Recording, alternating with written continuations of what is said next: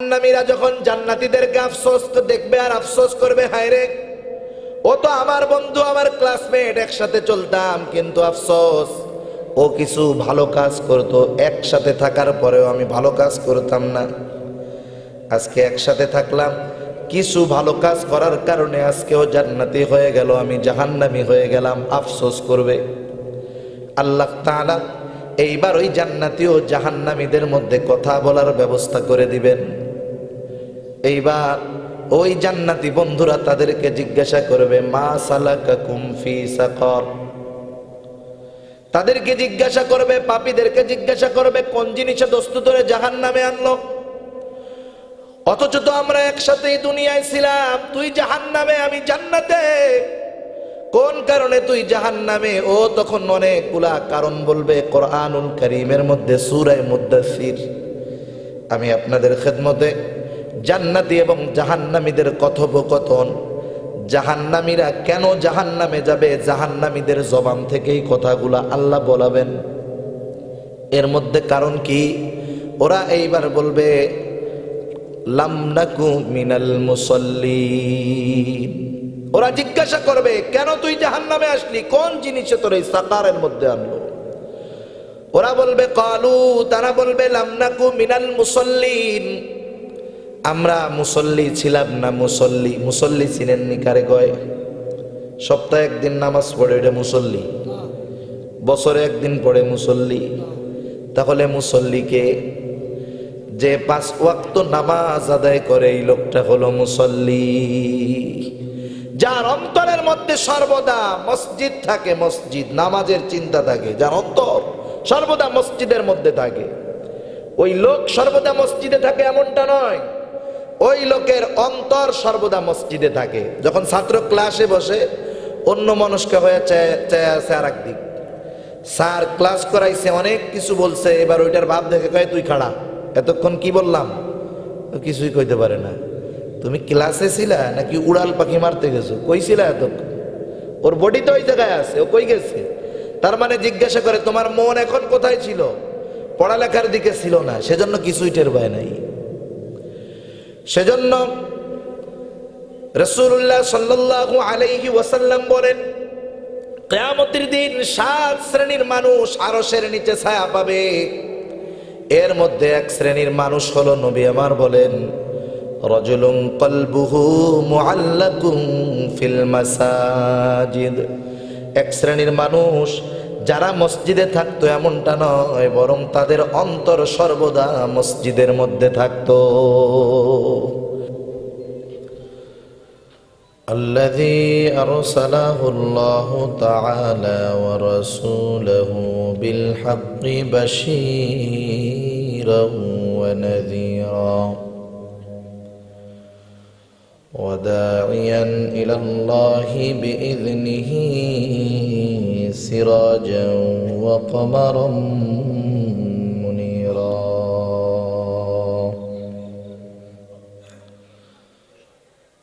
أما بعد فأعوذ بالله من الشيطان الرجيم. بسم الله الرحمن الرحيم.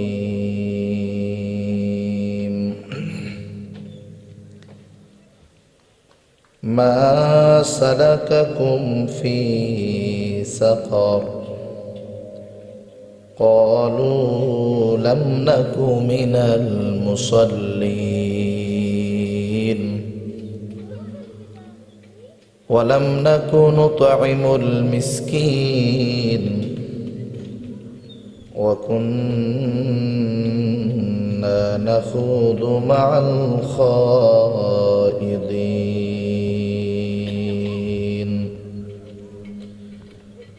وكنا نكذب بيوم الدين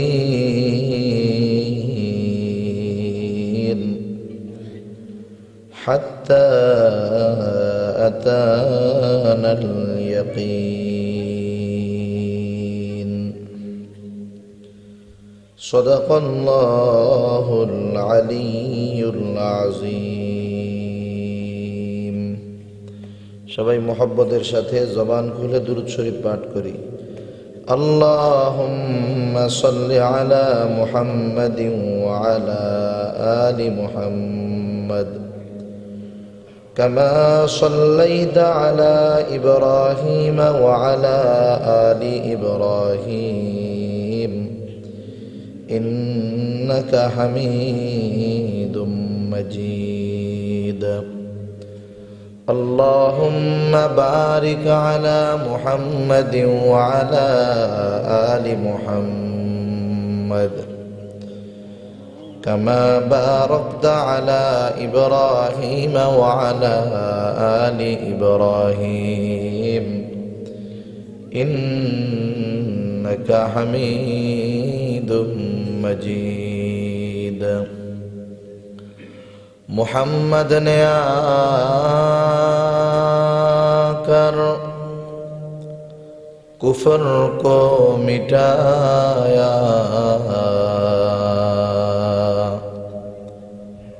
کفر کو مٹا کر صداقت کو بتایا، بلغ العلا بکمالہ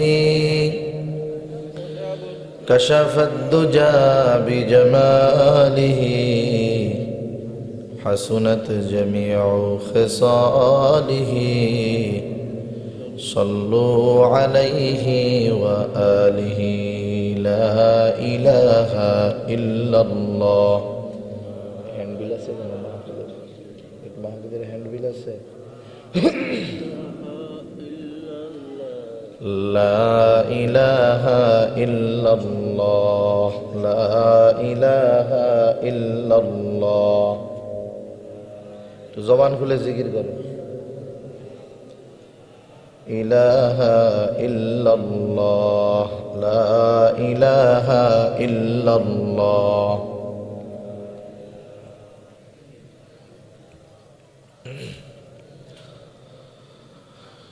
لا إله إلا الله محمد رسول الله صلى الله عليه وسلم।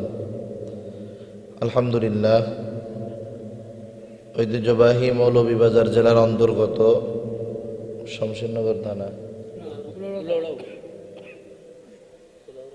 কুলাউড়া থানাধীন বিলের পার মোহাম্মদিয়া ইসলামিয়া মাদ্রাসার উদ্যোগে আয়োজিত তৃতীয় বার্ষিক ওয়াজ মাহফিলের সম্মানিত শ্রদ্ধেয় সভাপতি, আমন্ত্রিত উলামায়ে কেরাম, সামনে উপস্থিত মুরব্বিয়ানে কেরাম, সমবয়সী যুবক বন্ধু, স্নেহের ছোট ভাই এবং পর্দার অন্তরালে অবস্থানরতা সম্মানিতা শ্রদ্ধা মা ও বোন,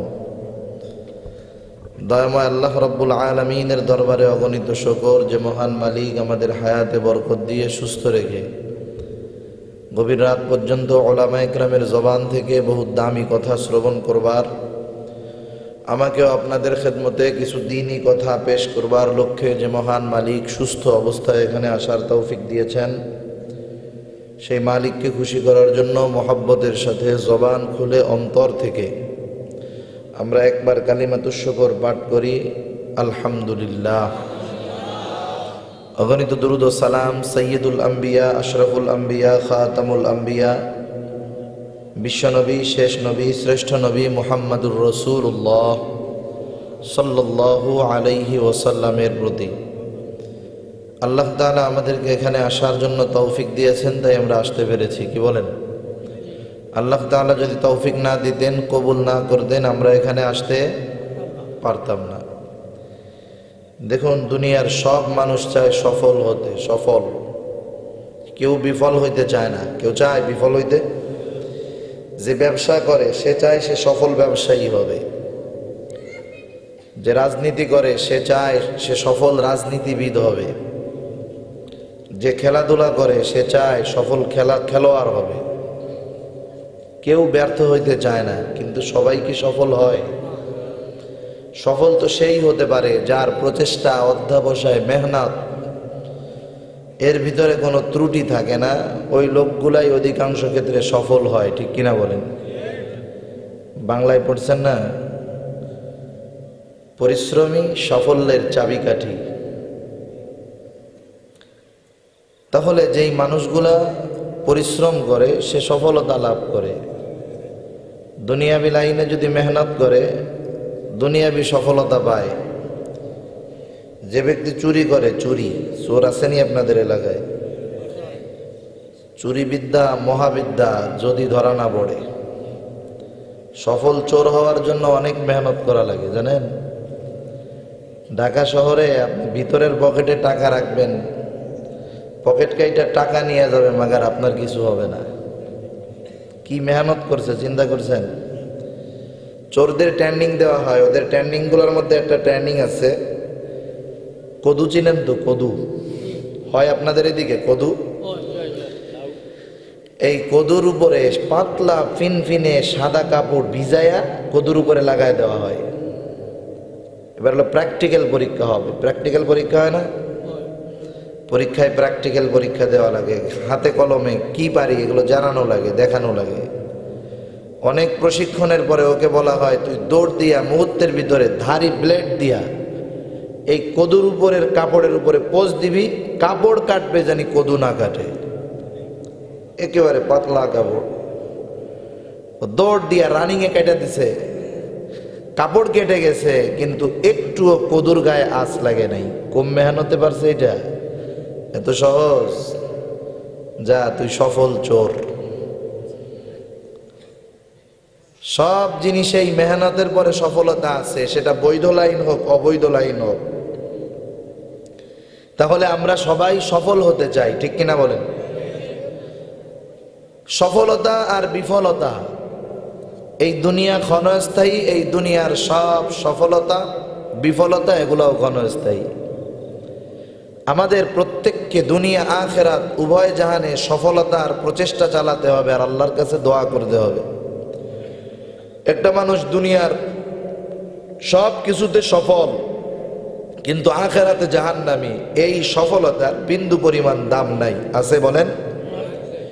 একজন মানুষ দুনিয়ায় কোটি কোটি টাকার মালিক, অনেক ক্ষমতার মালিক, অনেক প্রভাব প্রতিপত্তি তার ছিল, কিন্তু মারা যাওয়ার পরে এই বেটা জাহান্নামে গেছে। এমন সফলতার কোনো দাম আছে?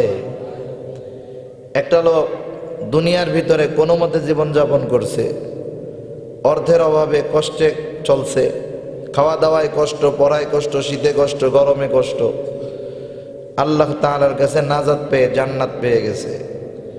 দুনিয়ার ওই কোটি টাকার মালিকের চাইতে আল্লাহর কসম ওই নাজাত পাওয়া লোকটা লক্ষ কোটি কোটি অগণিত গুণে তার মর্যাদা এবং সফলতা বেশি, ঠিক কিনা বলেন? তাহলে দেখেন, দুনিয়ায় যেমন আমরা সফলতার জন্য মেহনত করি, আমাদেরকেও আখেরাতে সফল হওয়ার জন্য মেহনত করার দরকার আছে না নাই?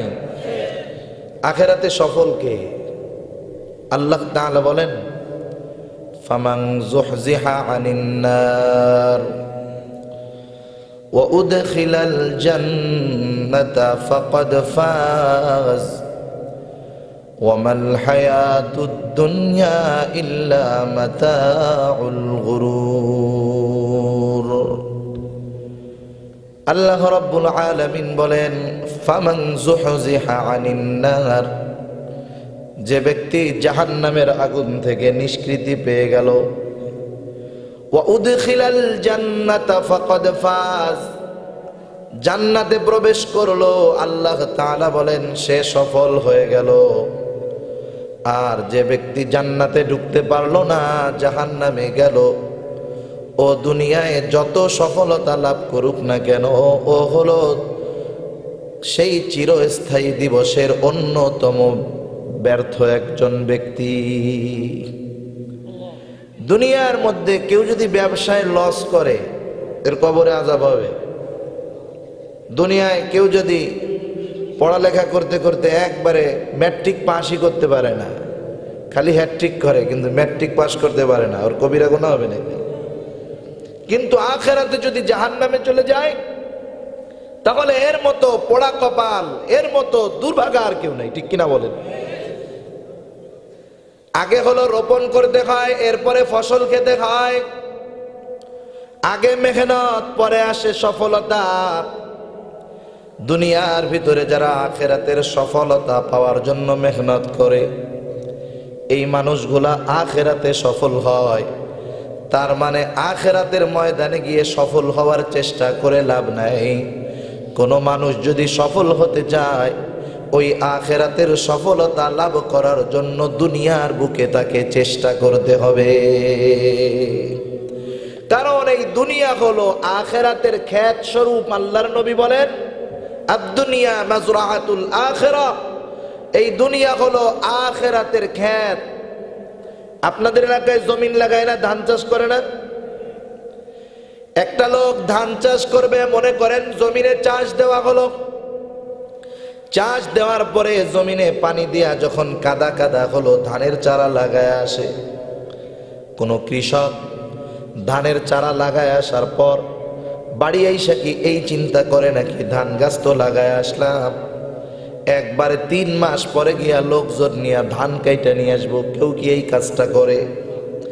যদি কোনো ব্যক্তি ধানের চারা লাগায়া 3 মাস খোঁজ খবর না নেয়, ওই লোকটা 3 মাস পরে গিয়া দেখবে ধান বহুত দূর, ওর জমিনটা পুরো ঘাসে ভরে গেছে, আগাছা হয়ে গেছে জমিনের মধ্যে। গরুও খাবে না ওইগুলা, ও তো খাওয়া বহুত দূরের কথা। কিন্তু যেই লোকটা মাঝে মধ্যে গিয়া পরিচর্যা নিছে, যখন দেখছে আগাছাগুলা পরিষ্কার করছে, যখন সার দেওয়ার প্রয়োজন সার দিয়েছে, যথাযথভাবে যত্ন নিল, আগাছাগুলাকে ধানের চাইতে বাড়তে দিল না, একটা সময় এই লোকটা মেহনতের ফলাফল পাবে, তার ঘর জুড়ে ধান থাকবে, ফসল থাকবে। ঠিক কিনা বলেন? অনুরূপভাবে কোনো মানুষ যদি দুনিয়ার ভিতরে আখিরাতের সফলতা চায়, ফসল চায়, ওই লোকটাকে দুনিয়ার মধ্যে আখিরাতে যেই ফসলগুলা পাওয়ার মাধ্যম, সেই জিনিসগুলার ব্যাপারে যত্নবান হতে হবে। কারণ কিছু বিষয় তাকে জান্নাত পর্যন্ত পৌঁছাবে, আর ওই বিষয়ের অবহেলাগুলা তাকে জাহান্নামে পৌঁছায় দিবে। ঠিক কিনা বলেন? এখন তো জান্নাতি আর জাহান্নামী যখন হবে, জান্নাতি আর জাহান্নামীদের মধ্যে কথোপকথন হবে। কথোপকথন, জান্নাত কত দূর আর জাহান্নাম কোথায়, জান্নাত উপরে আর জাহান্নাম নিচে, কথা হবে কেমনে?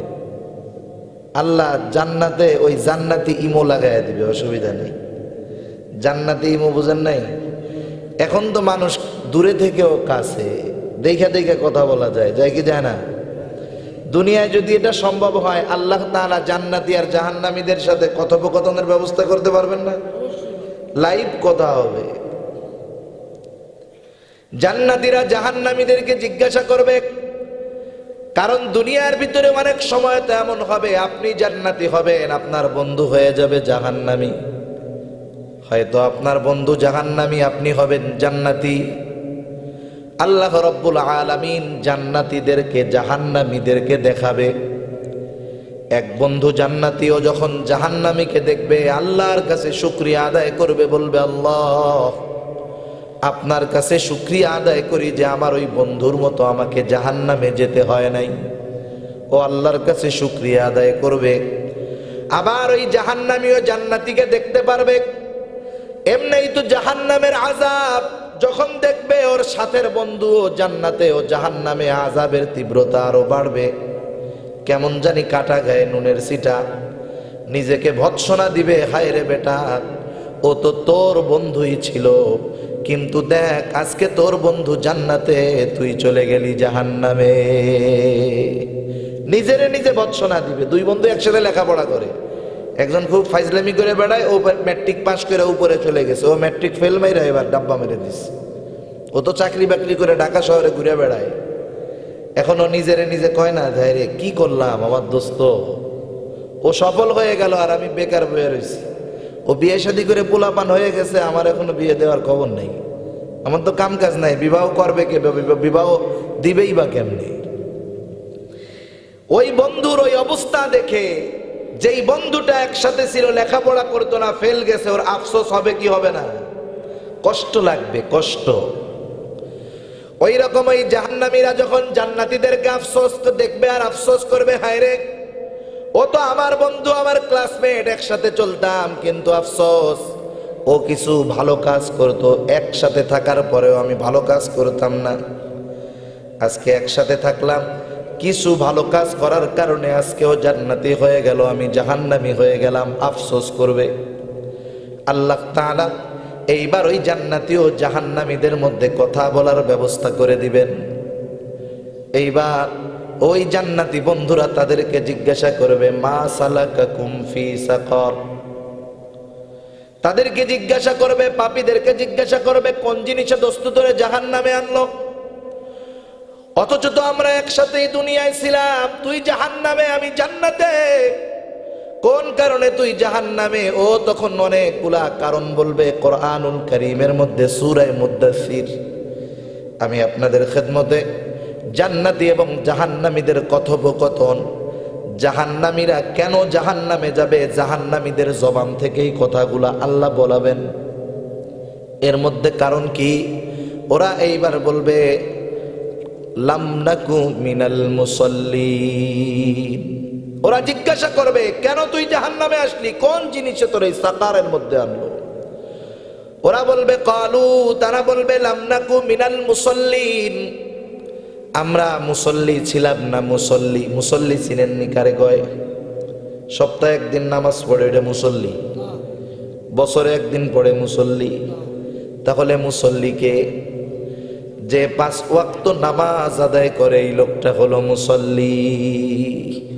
যার অন্তরের মধ্যে সর্বদা মসজিদ থাকে, মসজিদ, নামাজের চিন্তা থাকে, যার অন্তর সর্বদা মসজিদের মধ্যে থাকে, ওই লোক সর্বদা মসজিদে থাকে এমনটা নয়, ওই লোকের অন্তর সর্বদা মসজিদে থাকে। যখন ছাত্র ক্লাসে বসে অন্য মনস্ক হয়ে চায় আছে আর একদিক, স্যার ক্লাস করাইছে, অনেক কিছু বলছে, এবার ওইটার ভাব দেখে কয়, তুই খাড়া, এতক্ষণ কি বললাম? কিছুই কইতে পারে না। তুমি ক্লাসে ছিলা নাকি উড়াল পাখি মারতে গেছো? কইছিলা এতক্ষণ? ওর বডি তো ওই জায়গায় আছে, ও কই গেছে? তার মানে জিজ্ঞাসা করে, তোমার মন এখন কোথায় ছিল? পড়ালেখার দিকে ছিল না, সেজন্য কিছুই টের পায় নাই। সেজন্য রাসূলুল্লাহ সাল্লাল্লাহু আলাইহি ওয়াসাল্লাম বলেন, কিয়ামতের দিন 7 শ্রেণীর মানুষ আরশের নিচে ছায়া পাবে। এর মধ্যে এক শ্রেণীর মানুষ হলো, নবী আমার বলেন, রাজুলুন কলবুহু মুআল্লাকুন ফিল মাসাজিদ। এক শ্রেণীর মানুষ যারা মসজিদে থাকতো এমনটা নয়, বরং তাদের অন্তর সর্বদা মসজিদের মধ্যে থাকতো, এদের অন্তর মসজিদে থাকতো। এরা সকালবেলায় ফজরের নামাজের পরে আয় রোজগারের জন্য বের হতো, যে রিক্সা চালায় সে রিক্সা নিয়ে বের হতো, যে সিএনজি চালায় সে সিএনজি নিয়ে বের হতো, যে দোকানদারি করে সে দোকানের উদ্দেশ্যে চলে যাইত, যেই লোকটা কৃষি কাজ করে কৃষি কাজের জন্য বের হয়ে যাইত। কারণ হালাল রুজি করা এটা অন্যতম একটা ইবাদত। আল্লাহর নবী বলেন, কাসবুল হালালি ফারিদাতুম বাদাল ফারিদাহ। হালাল উপার্জন করা হলো ফরজ ইবাদতের পরে অন্যতম ফরজ কাজ। হালাল ইবাদত করা এটাও ইবাদত, হালাল ইনকাম করা। আর আল্লাহ বলেন, ফাইদা কুদিয়াতিস সালাতু ফান্তাশিরু ফিল আরদি ওয়াবতাগু মিন ফাদলিল্লাহ ওয়াযকুরুল্লাহা কাসীরান লাআল্লাকুম তুফলিহুন। আল্লাহ তাআলা বলেন, ফাইদা কুদিয়াতিস সালাতু ফান্তাশিরু ফিল আরদ। নামাজ শেষ করার পরে আমরা কি করব আল্লাহ জানায় দেন। ফাইদা কুদিয়াতিস সালাহ ফান্তাশিরু ফিল আরদ। নামাজ শেষ করার পরে মুফাসসিরিনে কেরাম বলেন, এখানে এই নামাজ দ্বারা উদ্দেশ্য হলো ফজরের নামাজ। ফজরের নামাজটা শেষ করার পর আল্লাহ বলেন, ফান্তাশিরু ফিল আরদ, তোমরা জমিনের মধ্যে ছড়ায়া পড়ো। ওয়াবতাগু মিন ফাদলিল্লাহ, আল্লাহর দেওয়া যেই অনুগ্রহ দুনিয়ার মধ্যে আছে তথা রিজিক, সেখান থেকে আল্লাহর অনুগ্রহওয়ালা তথা হালাল রিজিক অন্বেষণে তোমরা বাহির হয়ে যাও। তাহলে হালাল রিজিক অন্বেষণ করতে হবে। আদেশটা কার? জোরে বলেন, আরো জোরে বলেন, কার? সেজন্য যেহেতু আল্লাহ এটা আদেশ করেছে, মুমিন এটা করবে, এই জন্য নবী বলেন, কাসবুল হালাল ফারিদাতুম বাদাল ফারিদা, হালাল উপার্জন করা ফরজ ইবাদতের পরে অন্যতম ফরজ ইবাদত। তবে নামাজ বাদ দিয়া না। এখন যেই লোকটা হালাল উপার্জনের জন্য বের হয়ে গেল, সিএনজিওয়ালা সিএনজি নিয়ে বের হয়ে গেল, কিন্তু যাওয়ার সময় তার মনের মধ্যে এই চিন্তা, যাত্রী যত হোক, রিক্সাওয়ালা চিন্তা করে যাত্রী যত হোক, দোকানদার চিন্তা করে ক্রেতা যত হোক, জোহরের আজান দিবে বেচা কেনা হবে না, জোহরের আজান দিবে সিএনজি চলবে না, রিক্সা চলবে না, জমিনের কাজ চলবে না, জোহরের আজান দিলে রওনা দিতে হবে মসজিদের দিকে। এইবার জোহরের নামাজ আদায় করলো। জোহরের নামাজ আদায়ের পর বাড়িতে বিশ্রাম নেয়। খানা দানার পরে ক্লান্ত শরীর, ঘুম চলে আসে চোখের মধ্যে, কিন্তু মনের মধ্যে টেনশন। যতই ক্লান্তি লাগুক আর ঘুম আসুক, আজান দিলে মসজিদে যেতে হবে। আজান দিল, মসজিদে চলে গেল। যখন আসরের পর বন্ধুদের সাথে বসে আড্ডা মারে, চা খায়, গল্প করে, কিন্তু মনে চিন্তা আজান দিলে মসজিদে যেতে হবে। মাগরিবের নামাজ আদায় করলো। মাগরিবের পরে মাথার মধ্যে চিন্তা, এশার নামাজ পড়ার আগে ঘুমানোই যাবে না। এশার নামাজের আজান হলো, এশার নামাজ পড়ে বিছানায় শুইতে গেল। দোয়া পড়া ঘুমায় যাইতেছে, আর মনের মধ্যে নিয়ত করতেছে ফজরের নামাজটা পড়তেই হবে। এই লোকটা যদিও রাত্রে ঘুমায় থাকবে, কিন্তু তার সারা রাত নফল নামাজের সওয়াব তার আমল নামায় লেখা হতে থাকবে। এই লোকটা যত কাজের মধ্যে আছে, তার অন্তরে চিন্তা কি, নামাজে যাইতে হবে। এই লোকটাই হলো সেই লোক, মুসাল্লি, রাজুলুন কলবুহু মুআল্লাকুম ফিল মাসাজিদ, যার অন্তরটা সর্বদা মসজিদের দিকে থাকে। আমাদের তো দুনিয়ার কাজে আমরা ব্যস্ত বেশি, মসজিদ নামাজে থাকবে কোথায়, টাইম আছে নাকি? কিন্তু কমপক্ষে নামাজের গুরুত্ব তো আমাদের মধ্যে থাকার দরকার ছিল। কারণ কি? জাহান্নামীরা জাহান্নামে যাবে, এর অন্যতম কারণ হলো তারা বেনামাজি ছিল। ঠিক কিনা বলেন? এই ভাষ্য জাহান্নামীরাই জবান দিয়ে দিবে। সেই জন্য দুনিয়ার ব্যস্ততা যত থাকলে মুমিন, তুমি 1 ঘন্টা 20 মিনিট সময় লাগে 5 ওয়াক্ত নামাজ পড়তে, ওয়াজিব সহ, নফল সহ, সুন্নাত সহ, জামাত সহ। তুমি 1 ঘন্টা 20 মিনিট সময় যদি আল্লাহর জন্য না দিতে পারো, যেই নামাজ হলো জান্নাতের চাবি, তাহলে কিয়ামতের ময়দানে কেমন করে চিরস্থায়ী জান্নাতের মালিক হইবা? আপনার সব আছে, জান্নাতে যাওয়ার চাবি নাই, ঢোকা যাবে? ঢোকা যাবে? সেজন্য নামাজ ছাড়া যাবে না। নামাজ ছাড়া যাবে? মুসলমান নামাজ ছাড়তে পারে না, কারণ মুমিন আর কাফেরের মধ্যে পার্থক্যকারী আমল হলো এই নামাজ। সেজন্য আমরা নামাজ ছাড়বো না। কারণ কি? কারণ জাহান্নামীরা জাহান্নামে যাওয়ার অন্যতম কারণ হলো এগুলা হবে বেনামাজি। তার মানে বেনামাজি জাহান্নামে যাবে। যাই হোক, 2 নাম্বার আর একটা কারণ তারা বলবে, ওয়ালাম নাকুন উতঈমুল মিসকিন, আমরা মিসকিন যারা ছিল এদেরকে আমরা খানা দিতাম না, গরিব মানুষদেরকে আমরা খানা দিতাম না, খাবার দিতাম না। এটা অন্যতম জঘন্য একটা কাজ। এটা এমন একটা কাজ যেই কাজের সাথে আবু জেহেলের কাজের সাদৃশ্যতা পাওয়া যায়। আবু জেহেল ইয়াতিম মিসকিন এদেরকে খানা দিত না। সেজন্য আমরা ইয়াতিম মিসকিন এদের সাথে ভালো আচরণ করব, যতটুকু সামর্থ্য আছে তাদেরকে সহযোগিতা করব। কারণ রাসূলুল্লাহ সাল্লাল্লাহু আলাইহি ওয়াসাল্লামের কাছে এক লোক আসতেন। আয়েশা জিজ্ঞাসা করতেছে, আইয়ুল ইসলাম খায়র, আল্লাহর নবীকে জিজ্ঞাসা করতেছে ইসলামের মধ্যে কোন কাজটা উত্তম। আল্লাহ তাআলার নবী ছিলেন আমার আপনার রুহানি ডাক্তার। কোন লোকের কি রোগ, অভিজ্ঞ ডাক্তার হাত ধরেই বলে দিতে পারে, আইডিয়া করতে পারে তোমার এই সমস্যা। ঠিক কিনা বলেন? আর আমার আপনার নবী হলেন উম্মতের রুহানি ডাক্তার।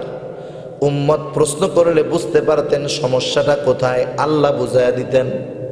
আল্লাহর নবী জানায়া দিলেন, তুমি যেই কাজটা করবা সেটা হলো তুমি বেশি বেশি খানা খাওয়াইবা, আর পরিচিত অপরিচিত সবাইকে বেশি বেশি সালাম দিবা। খানা খাওয়াবা বেশি বেশি, এটা ইসলামে অন্যতম একটা গুরুত্বপূর্ণ উত্তম কাজ। আর সেই খানা যাকে খাওয়াইলাম সে যদি মিসকিন হয় এটা তো আরো উত্তম হবে, ঠিক কিনা বলেন? কারণ দেখেন, কাফের যেই কাজ করে, কাফের সেই কাজের সাথে আমাদের বৈপরীত্য থাকবে। কাফের যেটা করবে আমরা তার বিরোধী করব। কাফের মিসকিন ইয়াতিমরে খাবার দেয় না, আমরা মিসকিন ইয়াতিমরে খাবার দিব। আবু জেহেলের দোষগুলো আল্লাহ তাআলা সূরা মাউনের মধ্যে বয়ান করছে। এর একটা দোষ ছিল ওয়ালা ইয়াহুদ্দু আলা তুআমিল মিসকিন, ও ইয়াতিম মিসকিনদেরকে খানা তো দিতই না, আরো যারা দিতে চাইতো তাদেরকে অনুৎসাহিত করতো, যারা খাবার টাবার দিস না। তাহলে মিসকিনকে না খাওয়ানো, গরিব মানুষকে না খাওয়ানো, এটা কার স্বভাব? জোরে বলেন, কার স্বভাব? আবু জেহেলের স্বভাব। এই স্বভাব আমরা আমাদের মধ্যে আনবো না। এবার তারা বলতেছে আর কি কারণ? ওয়াকুন্না নাখুদু মাআল খাইদিন ওয়াকুন্না নুকাযযিবু বিয়াউমিদ্দিন। এরা বলতেছে আমরা অযথা ফাহেসা বাজে আড্ডার মধ্যে সময় কাটাইতাম। আড্ডা আছে নাকি আপনাদের এদিকে? চার দোকানে আড্ডা আছে না নাই?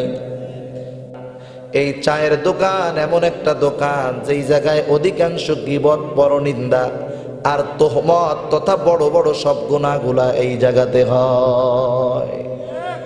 চার দোকানগুলা তো আজকে টেলিভিশন ছাড়া ফুল মাডা। টেলিভিশন ডিশের লাইন যদি না থাকে, ওর চার কেতলি সকালে জ্বালাবে, আগুনে পানি শুকায় শেষ হবে, মাগার চা বিক্রি করে শেষ করতে পারবে না। এই অবস্থা না? এই অবস্থা না? আর যার দোকানে মোটামুটি ডিশের লাইন, টেলিভিশন আছে, ওর ব্যবসা পুরা সেই বাম্পার ব্যবসা। 10-15 কেতলি চা বিক্রি হয় ওইটার। আর দোকানে সব সময় ভিড়। শুধু যে গুড়া থাকে তা না, ওই জায়গায় বুড়া মানুষের অভাব নাই। আপনাদের এলাকায় দেখে নাকি বুড়া মানুষ? আমাদের এলাকায় তো আমরা দোকানে ঢুকতে পারি না, মুরব্বীদের জ্বালায়, লজ্জার ঠেলায়। আপনাকে ওই অবস্থা? হায় হায় হায়, এই সিলেটে ওই অবস্থা। ডিশের লাইনে চায়ের দোকানগুলোতে কোরআনের তিলাওয়াত দেখায় না, ওয়াজ মাহফিল দেখায় না, একের পর এক সিনেমা চলে, সিনেমা।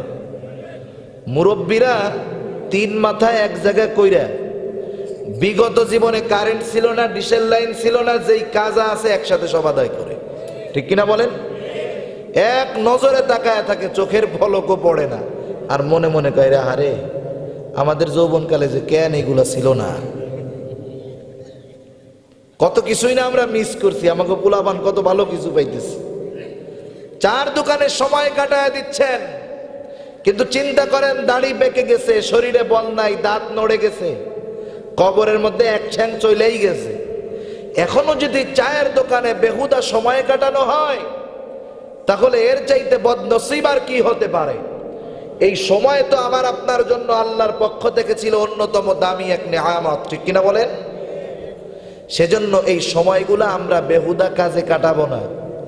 আমরা যুবক ভাই যারা আছেন, মোবাইল ফোনের মধ্যে ফেসবুকে ঢুইকা, ইউটিউবে ঢুইকা অযথা সময়গুলো কাটাবেন না।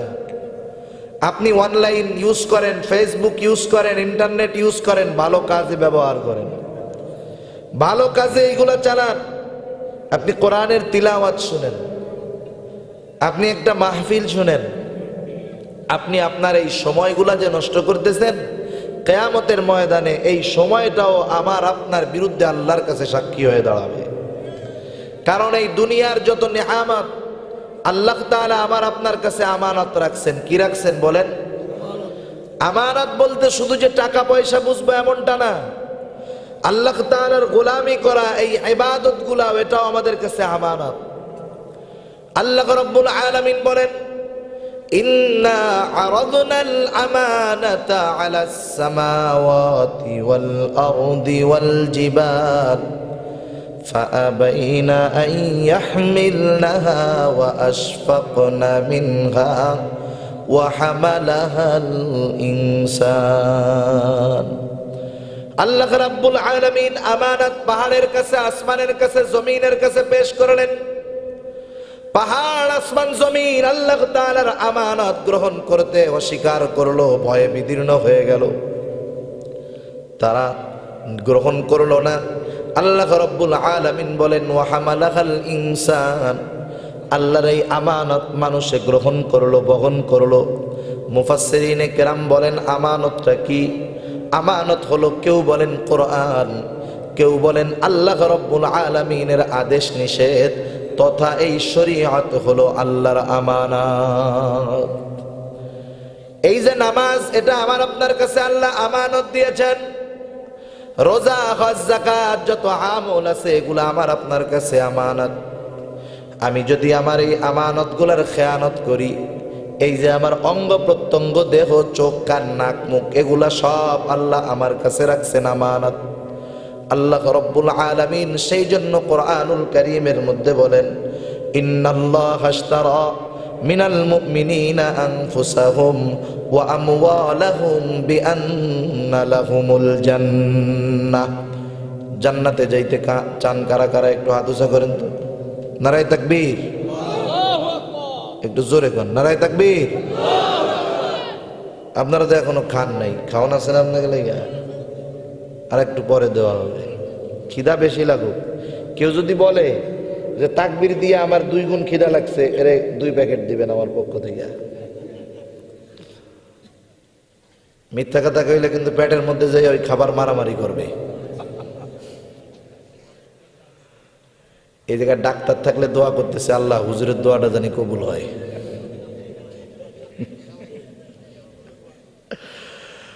তা যাই হোক, এই আমানত আল্লাহ তাআলা আমার আপনার কাছে রাখছেন। কি আমানত? আল্লাহ রাব্বুল আলামিন বলেন ইন্নাল্লাহা আশতারা মিনাল মুমিনিনা আনফুসাহুম ওয়া আমওয়ালাহুম বিআন্না লাহুমুল জান্নাহ। আল্লাহ তাআলা বলেন আমি মুমিনের জান এবং মালকে জান্নাতের বিনিময়ে কিনে নিয়েছি। কিসের বিনিময়ে? আওয়াজ দিয়ে কোন? আল্লাহ তাআলা বলছেন কেনা বেচা হয়ে গেছে। এখন এই কেনা বেচা যেই জিনিস হয়ে যায়, সেই জিনিসের মালিকানা আমার কাছে আছে নাকি? মূলত মালিক আমি না কে? জোরে বলেন। আল্লাহ বলেন মালিক। আল্লাহ রাব্বুল আলামিন আমার কাছে এখন জানমালটা রাইখা দিছেন, এখন কিন্তু এইটা আমার কাছে আছে আমানত। আমানত এখন যদি আল্লাহ যেই কাজে বেজার হয়, সেই কাজে যদি আমি জানমাল ব্যবহার করি, তাহলে হয়ে যাবে আমানতের খেয়ানত। যেমন চোখ দিয়ে গুনাহ করা যাবে না। যদি গুনাহ করি, আল্লাহ গুনাহ করতে নিষেধ করেছেন, গুনাহ যদি করি তাহলে চোখের খেয়ানত হবে না। আল্লাহ তাআলা কোরআনুল কারীমের মধ্যে বলেন ইয়ালামু খাইনাতাল আ'য়ুনি ওয়া মা তুখফিস সুদূর। আল্লাহ তাআলা জানেন চোখের কি খেয়ানত আমরা করি। আল্লাহ বলেন ইয়ালামু খাইনাতাল আ'য়ুন। আল্লাহ তাআলা চোখের খেয়ানতের ব্যাপারেও খবর রাখেন, জানেন। শুধু তাই নয়, অন্তরের মধ্যে কি গোপন রাখি তথা অন্তরের কি খেয়ানত করি, দুনিয়ার কেউ কিন্তু জানেন না, আর আল্লাহর নজর থেকে এটা লুকানো যায় না। কেমন এক বেষ্টনীর মধ্যে আমরা আছি। প্রধানমন্ত্রীর সামনে অথবা কোনো যদি সিসি ক্যামেরা এই জায়গায় লাগানো থাকে, সিসি ক্যামেরা লাগানো আর লেখা আছে আপনার গতিবিধি পরিলক্ষিত হচ্ছে, সাথে সাথে আমি রাস্তায় চলার পথে সিসি ক্যামেরা দেখলেই আমার হাঁটার মুডটা পাল্টায় দেই, কথার মুড পাল্টায় দেই। অথচ আল্লাহ তাআলা 2 জন কেরামান কাতিবিন আমার সাথে রাইখা দিয়েছেন। শুধু তাই নয়, আল্লাহর নজর থেকে আমার আপনার এক মুহূর্তের জন্য বাইরে যাওয়া সম্ভব নয়। সে আল্লাহ সব সময় সব কিছু দেখতেছেন। তাহলে কেমন করে এই মহান রবের রাখা আমানতগুলার খেয়ানত আমরা করি, এটা আমার বুঝে আসে না। সেজন্য এই সময়টাও আমার আপনার কাছে আমানত। এই সময় আমি যদি গুনার কাজের মধ্যে ব্যয় করে দেই, তাহলে এই সময় কিয়ামতের ময়দানে আমার বিপক্ষে সাক্ষী হিসাবে দাঁড়াবে। আর যদি এই সময়ের মাধ্যমে আমি গুনার কাজ না করে কিছু তাসবিহ তাহলিল পাঠ করি, রাস্তায় চলতেছি, অনেক আমলের তো দরকার নাই, আপনি সমান জায়গায় চলতেছেন, সমান জায়গায় চলা শুরু করলেন, কয়েকবার বললেন লা ইলাহা ইল্লাল্লাহ, বুজুর্গানে দিন বলেন। এরপরে লোকটা দুনিয়াবি কোনো কথা বলে নাই, ফাহেসা কোনো কথা বলে নাই, কয়েকবার লা ইলাহা ইল্লাল্লাহ বলে চুপ করে রাস্তার ডান দিক দিয়া নিচের দিকে তাকায়া চলতেছে। এই লোকটা যতক্ষণ সমান জায়গায় চলতে থাকবে, শুরুতে কয়েকবার লা ইলাহা ইল্লাল্লাহ বলল, এর কারণে যতক্ষণ সমান জায়গায় চলবে ততক্ষণ তার আমল নামায় লা ইলাহা ইল্লাল্লাহ বলার সওয়াব যোগ হতে থাকবে।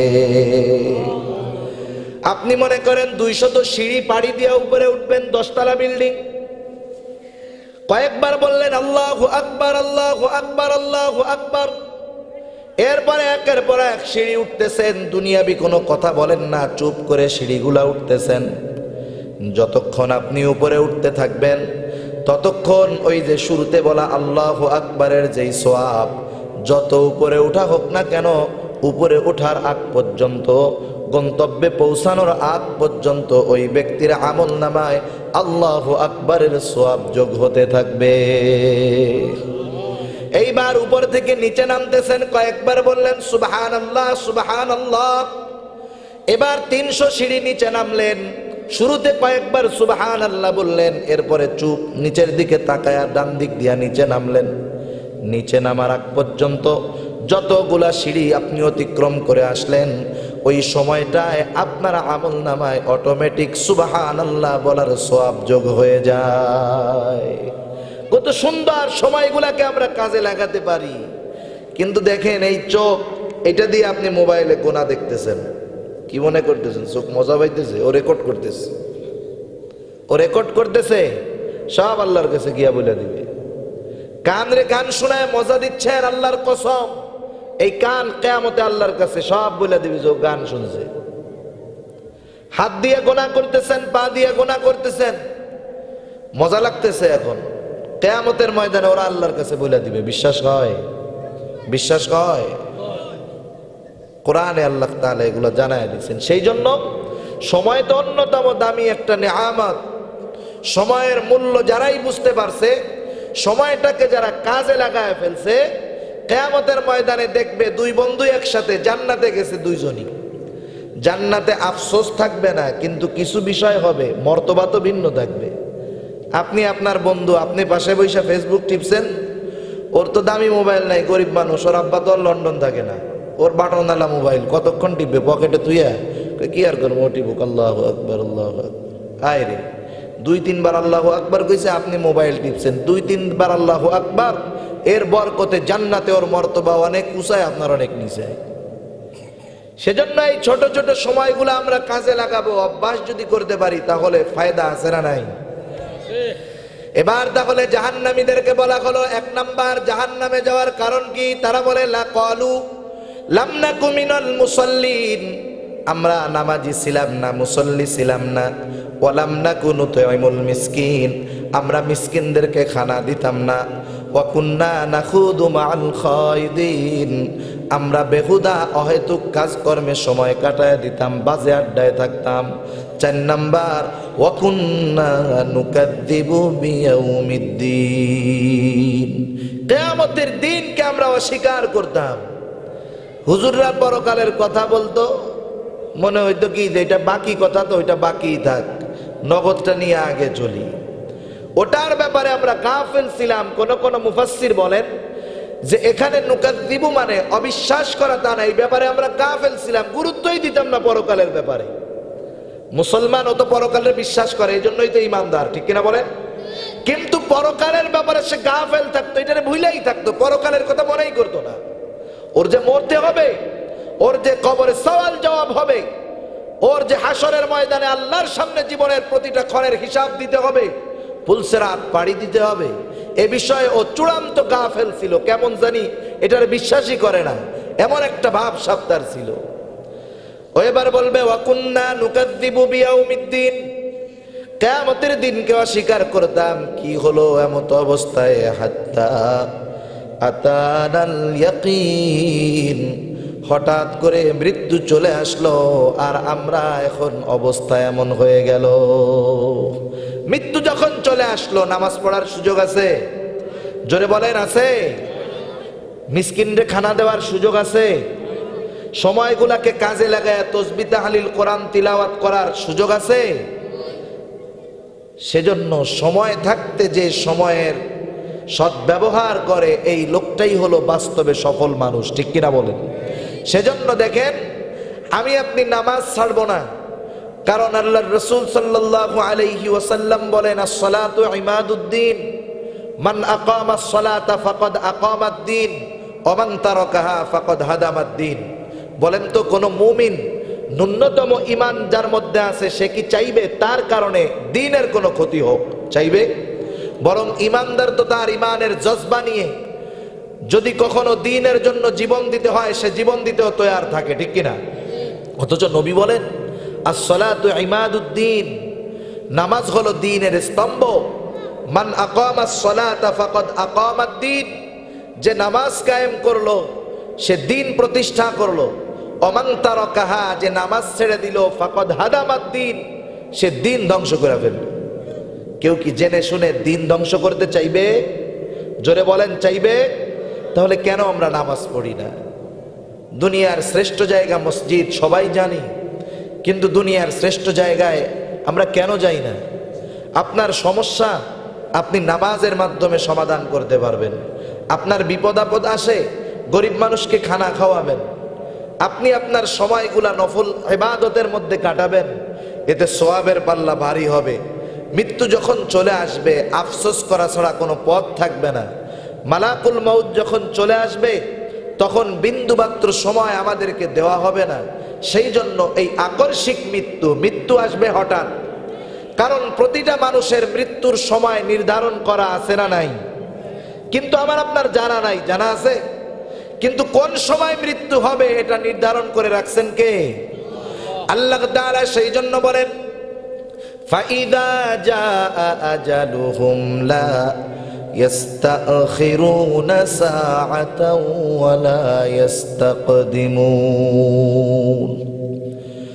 মৃত্যুর সময় প্রতিটা মানুষের জন্য নির্ধারণ করে রাখছেন আল্লাহ। ওই সময়ের এক মুহূর্ত আগে অথবা এক মুহূর্ত বিলম্ব করে মৃত্যু আমার আপনার কাছে আসবে না। এমনটা ভাবার সুযোগ নাই ও যুবক বন্ধু যে আমি তো এখন যুবক, কেমন করে আমার মরণ আসবে। সারা দুনিয়ার সমীকরণ খুঁজে দেখো, বৃদ্ধ মানুষের চাইতে যুবকগুলা আরো বেশি মরে, ঠিক কিনা বলেন? সেজন্য তুমি আজকে যৌবন কালটাকে কাজে লাগাও, কারণ যৌবন কাল দামি একটা সময়।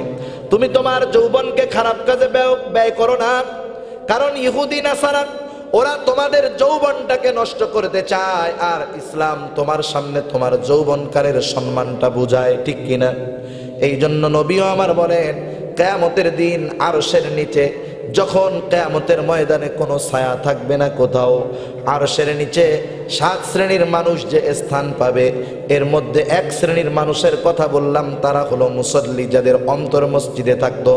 আর এক শ্রেণীর মানুষ হলো ওই যুবক যারা তাদের যৌবনকাল ইবাদতের মাধ্যমে অতিবাহিত করেছে। শুধু তাই নয়, কিয়ামতের ময়দানে আল্লাহ রাব্বুল আলামিন মানুষের শৈশব কৈশোরের কথা জিজ্ঞাসা করবে না। আল্লাহ তাআলা জিজ্ঞাসা করবে না, ও গোলাম শৈশবকালে তুমি কি করছো, কৈশোরকালে তুমি কি করছো, প্রৌঢ়ত্বে কি করেছো, বার্ধক্যকালে কি করেছো, এইটা জিজ্ঞাসা করবে না। নবী আমার বলেন, প্রতিটা মানুষকে জিজ্ঞাসা করা হবে, তুমি তোমার যৌবনকালটা কিভাবে অতিবাহিত করেছো। কারণ যৌবন হলো এটা সবচাইতে দামি একটা সময়। সেজন্য আমার আপনার যৌবনকে কাজে লাগাতে হবে, যৌবনকে ইবাদতে অতিবাহিত করতে হবে। তাহলে কিয়ামতের ময়দানে হিসাব সহজ হবে, আরশের নিচে ছায়া পাওয়া যাবে। সেজন্য যুবক ভাই অনেক আছেন, আপনারা গোনার মধ্যে যাবেন না। আরো সিলেট অঞ্চল, মৌলভীবাজারের অঞ্চল, এইসব এলাকার মানুষেরা দিন প্রিয়। ইহুদি নাসারা খ্রিস্টানেরা বিভিন্নভাবে বিভিন্ন দিবসের নাম দিয়ে, বিভিন্ন উৎসবের নাম দিয়ে, বিভিন্ন সুযোগ সুবিধা দিয়ে আপনাদেরকে গোনার পথ ওরা সুগম করে দেওয়ার চেষ্টা করবে, কিন্তু আপনাদেরকে শত বাধা পেরিয়ে জান্নাতের পথের পথিক থাকতে হবে, ঠিক কিনা বলেন? কারণ মৃত্যু যখন চলে আসবে তাওবা করার সুযোগ থাকবে না। মৃত্যু যখন চলে আসবে ফিরে আসার আর সুযোগ থাকবে না। এর আগেই আমাকে জান্নাতের বাসিন্দা হওয়ার চেষ্টা করতে হবে। আল্লাহ সুবহানাহু ওয়া তাআলা আমাকে আপনাকে সব কথা কোরআনুল কারীমের মধ্যে জানায়া দিয়েছেন। বলেন, এই যে ওয়াজটা করলাম যে জাহান্নামীরা কেন জাহান্নামে যাবে, কয়েকটা কারণ আপনারা জানলেন না? একটা জিনিস বলেন তো, মানুষ একটা ভুল অপরাধ করে ফেলছে, একজন না জেনে করছে, ওই অপরাধী ওর সাথের একজন জেনে করেছে। বিচারক যখন বিচারের ময়দানে বিচার করবে, আদালতে ওরে জিজ্ঞাসা করবে তুই ভুল করলি কেন, এটা যে অপরাধ জানতি না? ও বলবে যে হ্যাঁ জানতাম কিন্তু করে ফেলাইছি। আর একজনকে বলবে তুই কেন অন্যায়টা করলি, এটা যে অন্যায় জানতি না? ও বলবে যে না আমি জানতাম না, জানলে কি করতাম নাকি? বলবে দুইটারে দুই রকমের শাস্তি দে। ও জানার পরে কেন অন্যায় করলো, আর ও তো জানে না, ওরে একটু শাস্তিটা কম দে। এখন তো আপনারা জানলেন কিয়ামতে কি হবে, কেন মানুষ জাহান্নামে যাবে, কেন মানুষ জান্নাতে প্রবেশ করতে পারবে। মোটামুটি ওয়াজ নসিহত শুইনা মানুষরা এগুলা জানতে পারছে কি পারে নাই? বোঝানোর জন্য বলি, সর্বশেষ একটা মেসাল মনে করেন, আপনি ইংরেজিতে খুব দুর্বল, আপনার বাপ 3 দিন আগে, ম্যাট্রিক পরীক্ষার 3 দিন আগে আপনার ইংরেজি একটা প্রশ্ন এনে দিয়ে বলছে বাবা এই যে প্রশ্নটা তোকে দিলাম, এই প্রশ্নটাই পরীক্ষার হলে আসবে, না আসলে কোনো আফসোস নাই, এটাই আসবে, তুই এটাই ঠিক কর। আপনি বাপের খুশি মতো সুন্দর মতো প্রশ্ন একেবারে সব ঠিক করে ফেলছেন, হলে গেছেন, পরীক্ষা টরীক্ষা দিয়ে তো সুন্দর মতো লাফাইতেছেন, পরীক্ষার রেজাল্ট বের হয়েছে, আপনি ইংরেজিতে 2টা ঘোড়ার ডিম পাইছেন। আপনার আব্বা কি কবে? কষানি লাগাবে, বলবে বেয়াদব তুই ফেল অন্যটাই করতে, ইংলিশে জ্ঞান করলি, তোরে প্রশ্ন আইনা দিলাম, সেই প্রশ্নই পরীক্ষার হলে আসলো, আর তুই এইটাই ফেল করলি। শাস্তি বেশি হবে না কম হবে? বাপের মেজাজ গরম বেশি হবে না কম হবে? এটা আমাকে বুঝতে হবে যে আল্লাহ তাআলা সব কিছু জানায়া দিলেন, এরপরেও জেনে শুনে কেন আমি ভুল করলাম, কেন আমি জাহান্নামী হলাম, এই ক্ষেত্রে শাস্তির তীব্রতা বেশি হবে বই কি কম হবে না। সেজন্য আমরা জাহান্নামীদের যেই ত্রুটিগুলা এগুলার কাছে যাব না, আমরা জান্নাতীদের যেই গুণ সেগুলার দিকে যাব, সেই গুণগুলা অর্জন করব, জাহান্নামীদের ত্রুটিগুলা ত্যাগ করব। ওরা নামাজ পড়তো না, আমরা নামাজ পড়বো। ওরা মানুষকে খানা দিত না, আমরা খানা খাওয়াবো। ওরা সময়গুলাকে গোনার কাজে অতিবাহিত করতো, আমরা নেকের কাজে অতিবাহিত করব। আর বেশি বেশি মরণকে স্মরণ করব, কারণ রাসূলুল্লাহ সাল্লাল্লাহু আলাইহি ওয়াসাল্লামও বলেন আকসিরু যিকরা হাযিমিল লাযযাত ইয়ানিল মাউত, বেশি বেশি স্মরণ করো ওই জিনিসকে যা সকল স্বাদকে বিনষ্ট করে দেয়, সকল আনন্দকে মুহূর্তের ভিতরে মাটি করে দেয়। সেটা কি? সেটা হলো মওত। আপনি আমি যদি মরণের কথা বেশি বেশি স্মরণ করতে পারি, গুনাহ করা সহজ হবে না কঠিন হবে? কঠিন হবে। তা অল্প সময়ে যেই কথাগুলো বললাম, আল্লাহ তাআলা আমাদের সকলকে এই জাহান্নামীদের যেই দোষ ত্রুটি এগুলা থেকে বেঁচে জান্নাতীদের গুণাবলী অর্জন করার তৌফিক আল্লাহ দান করুক। জোরে বলেন আমিন, আরো জোরে বলেন আমিন। এখন দেখেন, সর্বশেষ একটা কথা বলি, জাহান্নামী